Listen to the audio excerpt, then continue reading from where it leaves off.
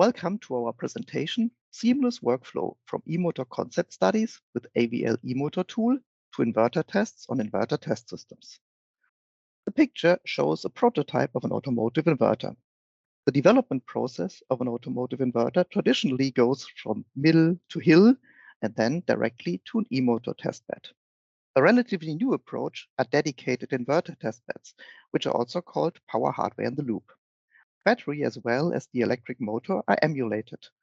The accuracy of the result depends on the model of the e-motor as well as the parameterization of the e-motor model. And here our story starts. Yeah, hello. Hi Michael, it's Matthias and Martin from SET. We urgently need your help. Nice to meet you. Hi. We have a new inverter from a new customer and the customer has no clue about e-motors. He has no data for us, and you know in our emulator we need good data that we have a good emulation accuracy.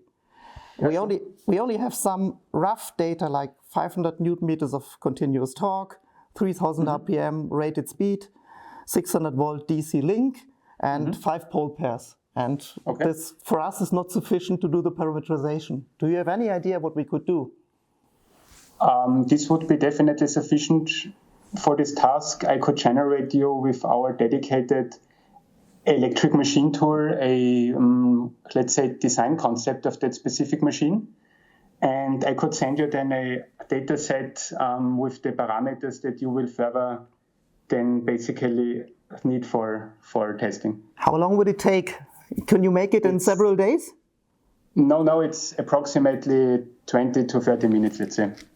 Wow, that's amazing. Could you send the data then directly to Matthias? Yeah, sure. Okay, thanks. You really help us a lot. Have a nice day, Michael. Sure. Bye-bye. Bye. Thank you. Bye. Bye.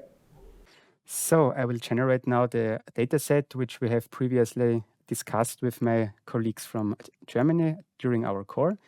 For this task, I will basically use our dedicated electromagnetic simulation tool. This tool, as you can see here, consists out of 3 different parts. We have the concept designer, we have the geometry assistant, and as a, let's say, last block, we have our assistant, which will generate for us the simulation models. So basically, each of those 3 blocks has a dedicated purpose. The first one is concept designer. This means it will generate for you different electric machine concepts based on a rather, let's say, basic set of requirements. The second step, the geometry assistant, will then generate for you your simulation meshes. And the last step, the last part, let's say, will then set up for you the electromagnetic simulations, will then run them in the background, and will prepare for you data for post-processing. So let's start right away. As we have discussed before with Martin and Matthias during our core, they need an electric machine which has a supply voltage of approximately 600 volts, continuous power of 150 kilowatts, a corner speed at 3000 RPM, and high speed of 10,000 RPM. So you see here what we basically can see here now on the right side is basically the line of maximum torque. So we can see here our, let's say, field weakening region as well as our constant torque region. We go here to the conception phase. We would have here the possibility to set additional some boundary conditions such as cooling concept, winding type, rotor type, and so on. But in this case, we just leave it blank and click here on process. And what Concept Designer is now basically doing, it will try to find the best matching concept for the requirements we have just before defined. And as you can see here, it was successful. So we get here as a first set of data some basic parameters such as cooling concept, dimensions, materials, and so on. Additionally, we get a, let's say, first analytical estimation of our efficiency map, which you can see here. We get the geometry, of course. So you can see here the concept which was found consists out of a spoke type rotor. And additionally, we get a power loss map as well as a temperature map. As we are now fine with the concept which was found, we can now jump to the geometry assistant. Here we have basically two different possibilities on how to generate those simulation meshes. The first thing is what one could do is to use one of the predefined templates. So you see here, we have here different templates for winding type, for slot type, and for rotor type, which can be combined. The second possibility would be to direct import a 2D geometry cut file of that concerning machine. So this would be possible also, but in this case, we are using now the predefined templates because we have used before the concept designer. And as we can see here, this concept designer has already filled out for us here, or let's say necessary data. So we don't need to make here some additional changes. So this is basically fine as it is. So we just go here to the last step, take our system sector mesh, which we then need for the EM simulation, and click on process. And in the background, based on those templates, the tool will now generate for us the concerning mesh, which we can see here. This is a so-called system sector mesh. So it consists basically out of one pole pair, which we can see here. So we go back to the main tool. We don't need to make here some further, let's say, changes or something else to the mesh. This is fine. So we go here to the third step, which will set up for us our dedicated electromagnetic simulation.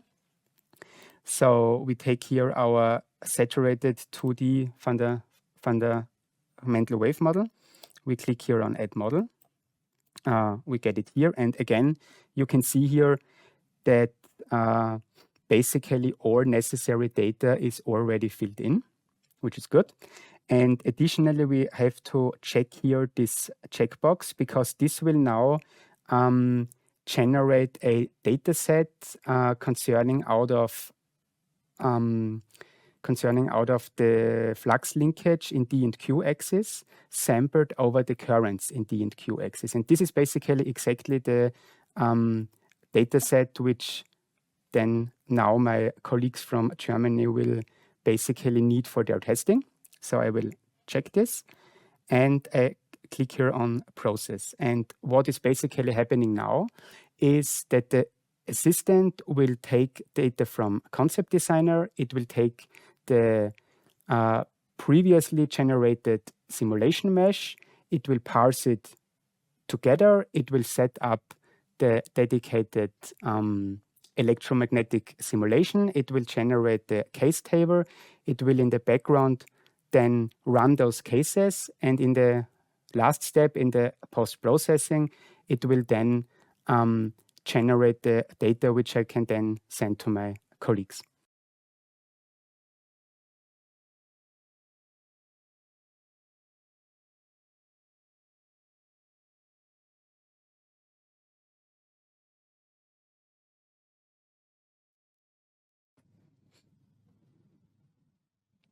So as the simulation is now successfully finished, we can now check our file.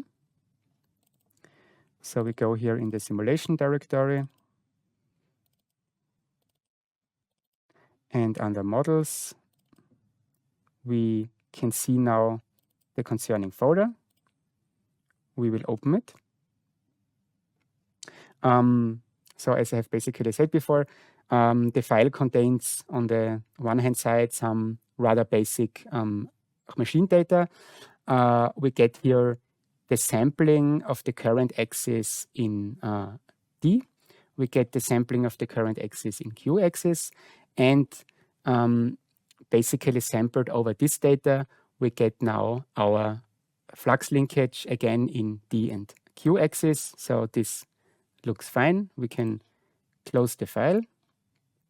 And I can now send the file to my colleagues Martin and Matthias from Germany. Here you have your file. And we link it and send it. So that's all. Thank you. So now we have all the data we need, and we can go to our testbed. At the testbed, we will load the UUT like it is loaded in the car. We have a DC power supply, which emulates the battery in the car. We have the UUT mounting, which is a safe place to actually have the UUT under operation. We have our power amplifier cabinet, which does the emulation of the e-motor, where we needed all these parameters for. And of course, we have to have a system supply to make it all work. The system can work up to several hundred kilowatts, but for this small inverter, 100 kilowatts will be sufficient. Oh, look, Martin. Michael sent our data we requested. It was quite fast. 20 minutes, yes. Yeah, great. Okay, so I'll show you how we can use it with our emulator. We use this Excel file, we just drop it somewhere that we can access it. Then we start the parameter wizard. It is here. And this is the welcome screen. Here you can choose which type of model you want. It depends if you want to have a permanent magnet synchronous machine or externally excited synchronous machine or an induction machine. And then the different versions for that model, like 3 or 6 phases, or even not just the normal nonlinearities depending on ID and IQ current. It's also possible to have emulate maybe something like depending on the rotor angle, so we call it NLH for harmonics, or depending on the temperature, this is then NLT, for example. But let's start with the easiest one. Exactly, we requested this data, so we start here import new data set. Then we simply add the data file we want to use. So we select it here. It is asking us if we want single files or use the same file for all quantities. This is the case in our case. And then we press the import data. Then it's calculating something, importing it. And then we see here almost everything we want to see. We can rotate here. So this is now the flux in D direction. We can do it also for Q direction. Here we also see some kind of nonlinearity around 0.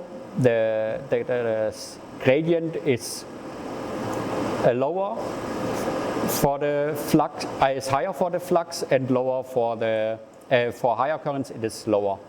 Okay. Slew rate. So it looks plausible what you created. Exactly, it looks plausible. The only thing is Michael did send us just the data for positive Q currents, but we also want to go to generator mode. Yeah. So we have here an option, so mirror LUTs. Mm-hmm. This is exactly if you just get 1/2 of the lookup table, you can mirror it. And now you see here the difference here, it's going from 0 to 700, roughly 700 amps. Yeah. If we press the box here, it goes from -700 to +700. Okay, so now we have all the data we need? Almost. We need to add some more data, which is not directly in the lookup tables. It is like the pole pairs we want to use. We said 5. This is 5, exactly. And the stator resistance is 17.34 milliohm. We can set it here, and then it is saved in the data set and automatically loaded if we load that data set in the machine emulator. Okay. Just to be sure, we can also press analyze stability. Then some operations are done for looking if the data set itself is stable. So if there are some kind of that it cannot be unstable, that would be a bad behavior of the emulation then. And we see it here, data set is stable. Good. And what we also clearly see is that the flux is strongly monotonic, increasing with increasing current. So that is also plausible. That's good. Yeah. So it looks like we have now a data set which exactly. we could work with. Yes. So we simply go to export to EME. Then we select the file. We use the default one and we save it. Mm-hmm. Okay, so that's it with our parameter wizard. Good. Then we can close it. And we use our TCP client. This is one of the tools how you can emulate how you can operate our inverter. So what we want to do is we have now a motor model created, or the model data, and then we select the file. It's in this directory. We select this what we created a few minutes ago. Yeah, this is 2 minutes old. Yeah. We select this, and then it's automatically uploaded. Mm-hmm. And then we can update the list and select that lookup table. Then we press load model data, and then the whole eMachine emulator is already parameterized with that data we saw. And also here the stator resistance is present and the pole pairs, for example. So in less than half an hour we now have all the parameterization we need to make our testbed work. Exactly, yes. Okay, so let's go and see if it works. Yeah, we do. Okay, so now we are starting with the commissioning of the EME or inverter. So the first thing what we do is we enter the DC link voltage for the UUT. This is in our case 600 volt, and also a speed of 1500 RPM for initial setup of the inverter. We have some current limitation in case of something is going wrong. That's a basically protection feature. And to switch on the machine emulator, we turn the system override key and we press the high voltage on button. Then the whole DC link voltage is set up. So, and the next step, what we do is we press the power amp on button. That basically enables from power electronic side the electrical machine.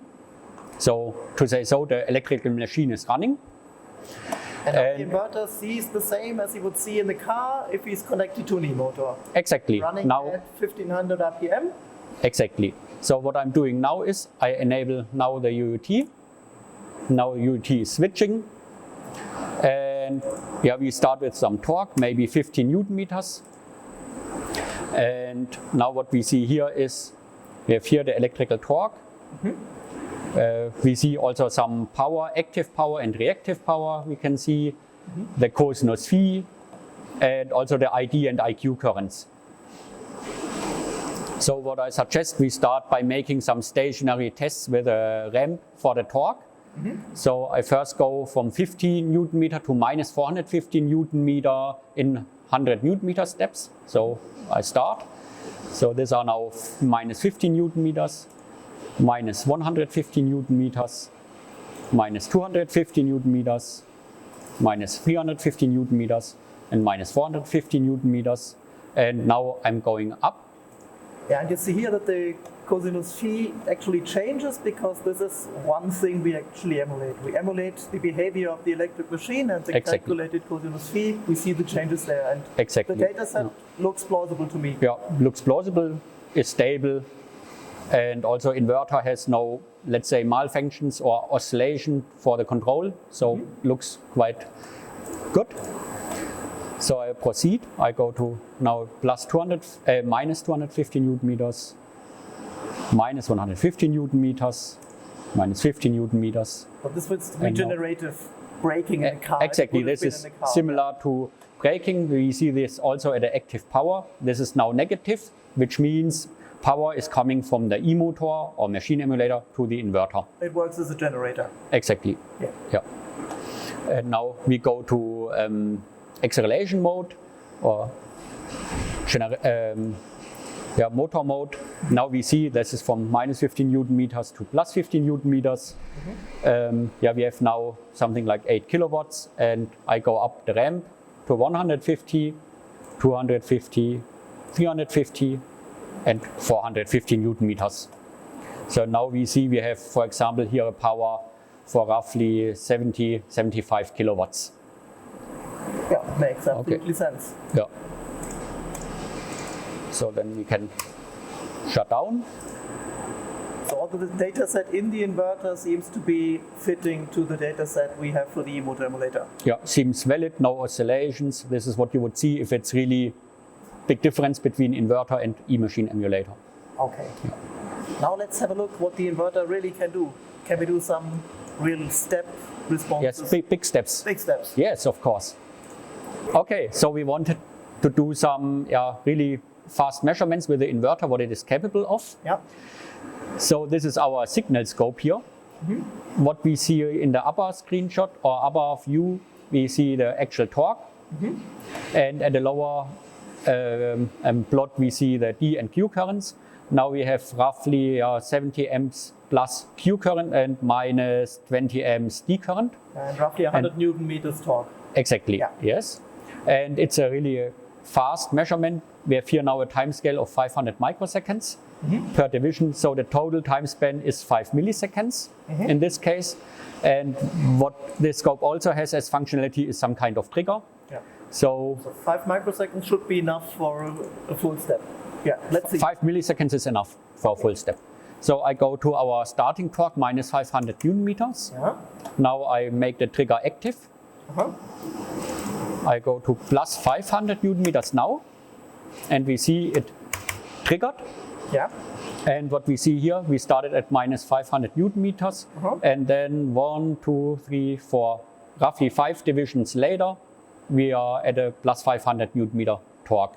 So this is roughly 2.5 milliseconds. We made a total torque reversal. Yeah. And we see that the inverter quite well fits to our emulated machine because we see some non-linearity in the currents, whereas the torque looks fine.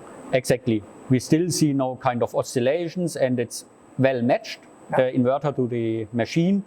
And what we also see, what we also saw in the parameter wizard, is that we now have some kind of non-linearities over time. This is due to the saturation of the machine. At big currents or large currents, the machine is saturated, so the inductance is smaller, the current can rise faster, then it gets getting slower around 0 amps, and then it's getting faster again for higher currents because it saturates again. So our customer can also test his non-linear parts of the controller on our inverter, and even with this data set we've just generated. Exactly, yeah. Oh, that's amazing. So I think now we have all we need. I think we have to thank Michael again. I think so, yes. And he really saved us. Yeah, okay. So we can go on with all the real measurements. Yes, I think so. Customer, we are ready. In the morning, we thought it would be a very hard day because we had no data from the customer available, but Michael helped us a lot, and within 30 minutes, we got a parameterization for our testbed and made the first test runs work. A seamless workflow, which really helped us a lot.